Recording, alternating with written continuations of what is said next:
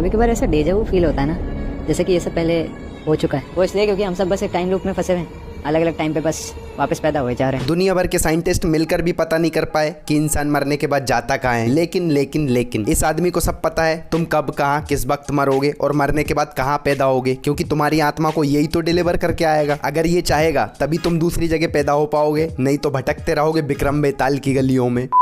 Oh my God, क्या हुआ? हम लोग एक मैट्रिक्स में फंसे हुए हैं जिससे अगर निकलना चाहें तो भी नहीं निकल सकते। मतलब ये है अमेरिकन रैपर एमिनेम की फोटो, और ये है रोमन एम्परर अलेक्जेंडर की फोटो, और ये है दोनों की फोटो साइड बाय साइड। ये है हॉलीवुड एक्टर पीटर डिंकलेज, और ये है सेबेस्टियन डी मोरा, और ये है दोनों की फोटो साइड बाय साइड। और फाइनली ये है मार्क जकरबर्ग, और ये है king of Spain Philip the fourth, और ये है दोनों की फोटो साइड बाय साइड। अच्छा, अगर किसी की शक्ल मैच करने से उसके खानदान भी मैच हो जाते हैं तो फिर ये है अजय देवगन, और ये है अजय देवगन का टट्टा, और ये है उनकी साइड बाय साइड फोटो। और ये एक जैसे क्यों दिखते हैं? क्योंकि ये एक ही खानदान से बिलोंग करते हैं। और इतना ही नहीं, ये भी टाइम लूप में ही फंसा हुआ है, और फंसाने वाला खुद कुलदीप सिंघानिया ही है। ये कुलदीप आना वो इंसान है जिसको अभी तक नहीं पता गुलाब जामुन और रसगुल्ले में फर्क क्या होता है। लगता है ये भी टाइम लूप में ही फंसा हुआ है। बाहर निकालो भाई, कोई इसे बाहर निकालो। सबसे शॉकिंग बात कि ये सब लोग पिछले जन्म में भी रिच और फेमस थे, इस जन्म में भी, और हो सकता है आने वाले जन्मों में भी। हाँ, मैं मानता हूँ ये लोग तो रिच हैं, लेकिन तुम तो पूरे नीच हो। कुलदीप भाई, तुम्हारी इन कहानियों पे वही लोग यकीन करते होंगे जो या तो अभी तक गांव से बाहर नहीं निकले या उनके गांव में इंटरनेट नहीं आया है। इसका मतलब हम कितनी भी मेहनत कर लें,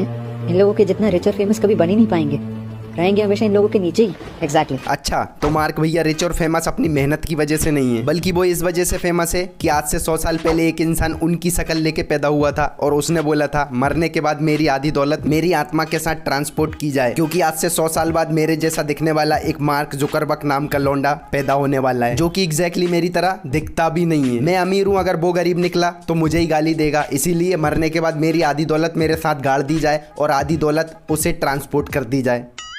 मतलब हम कितनी भी मेहनत कर लें, इन लोगों के जितना रिच और फेमस कभी बन ही नहीं पाएंगे, रहेंगे हमेशा इन लोगों के नीचे ही। एग्जैक्टली। इस वर्ष में तो शायद नहीं निकल पाएंगे, लेकिन मल्टीवर्स में ज़रूर निकल सकता है। और ये मल्टीवर्स में कैसे पहुंच सकते हैं, इसका जवाब हमें मिलेगा इनके पास।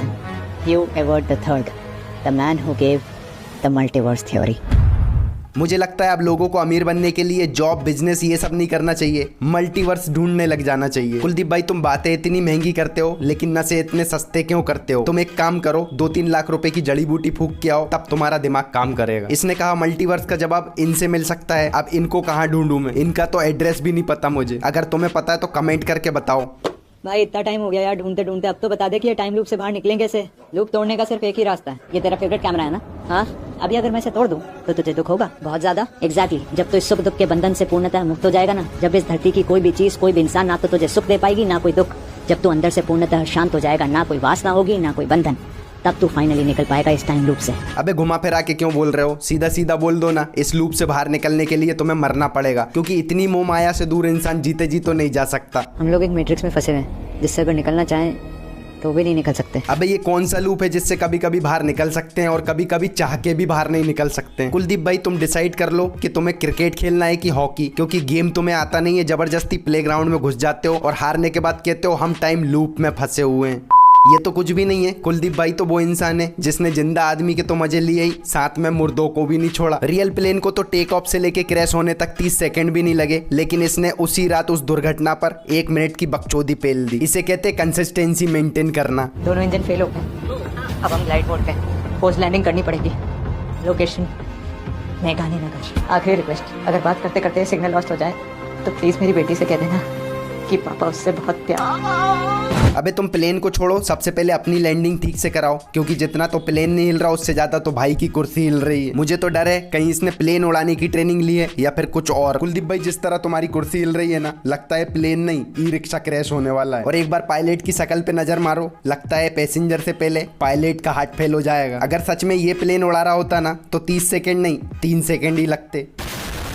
तुझे एक ऐसी टेक्निक पता चल जाए जिससे हम लोग अमर हो सकते हैं तो इम्पॉसिबल बातें मत कर, थियोरेटिकली प्रूवन है। Twin paradox technique. ये क्या है? मान ले तो ट्विन्स हैं, अब उनमें से अगर किसी एक को एक स्पेस शटल में डाल के अर्थ के बाहर 99.9% स्पीड ऑफ लाइट से स्पेस में ट्रैवल करवाया जाए तो उस लड़के के लिए टाइम और एज सिर्फ 4.5% से बढ़ेगी उसके कंपैरिजन में जो बच्चा अर्थ पे रह रहा है। अबे पर उस बच्चे को लाइट की स्पीड से ट्रेवल करवाएगा कैसे? इतना तेज रॉकेट तो अभी तक दुनिया में बना नहीं है। भाई तू एक काम कर, अगर तुझे लाइट की स्पीड से ट्रेवल करना है तो मेरे पास आ। मेरे पास एक ऐसा नेचुरल रॉकेट है जिसपे बैठेगा ना तो लाइट की स्पीड से ट्रेवल तो नहीं कर पाएगा पर फीलिंग जरूर उसी तरह आएगी। समझ रहे हो? समझ रहे हो ना? स्पेस में जितना तेजी से मूव करेंगे टाइम उतना धीरे होता चला जाएगा। अबे तो ये कोई नई बात नहीं है जो तुझे अभी पता चल रही है, ये बच्चों ने चौथी क्लास में पढ़ के भूल गए हैं। इसकी तरह इसकी इन्फॉर्मेशन की डेट भी एक्सपायरी हो गई है। ये देख, ये 1-2 दिन पहले एक ट्वीट और न्यूज वायरल हुई कि एक इन्फ्लुएंसर ने 41 करोड़ कमा लिए रील्स बना के। 41 करोड़। लोग तो कमेंट सेक्शन में अपनी जॉब छोड़ के इस लाइन में आने की बातें कर रहे हैं। कुछ लोग तो छोड़ भी चुके होंगे। हाँ, और जिन लोगों ने ये न्यूज देख के जॉब छोड़ी है ना, वो इसे फॉलो करने वाले ही हैं। अनबिलीवेबल। तेरा कोई भाई बहन माइक्रोसॉफ्ट में तो नहीं है? हाँ है। क्यों, क्या हुआ? माइक्रोसॉफ्ट ने फिर से 6000 लोगों को निकाल दिया। अमेजॉन, IBM, सबका यही हाल है। ऐसे ही चलता रहा तो 2030 तक यही 30 करोड़ लोगों की जॉब्स खा जाएगा। लगता है धरती पे इंसानों की उल्टी गिनती शुरू हो गई है। भाई मुझे एक बात बता, जिन लोगों को माइक्रोसॉफ्ट से निकाला गया है उन लोगों के पास AI सीखने का टाइम नहीं था क्या? या फिर वो भी तेरी तरह लूप में फंसे हुए थे? मुझे लगता है जिन 6000 लोगों को नौकरी से निकाला गया है वो तुझे ही फॉलो करते होंगे, तभी उनके साथ ऐसा हो रहा है। आजकल की भागदौड़ भरी जिंदगी में लोग थोड़ा सा टाइम निकाल के AI सीख ही लेते हैं, लेकिन इसके हिसाब से माइक्रोसॉफ्ट के एम्प्लॉय ने AI नहीं सीखा। ये तो वही वाली बात हो गई, मैं यूट्यूब में जॉब करता हूँ और मुझे एल्गोरिथम के बारे में कुछ भी नहीं पता और मैं आगे सीखना भी नहीं चाहता हूँ। स्क्विड गेम फिर से ट्रेंडिंग है। क्या वेब सीरीज बनाई है भाई।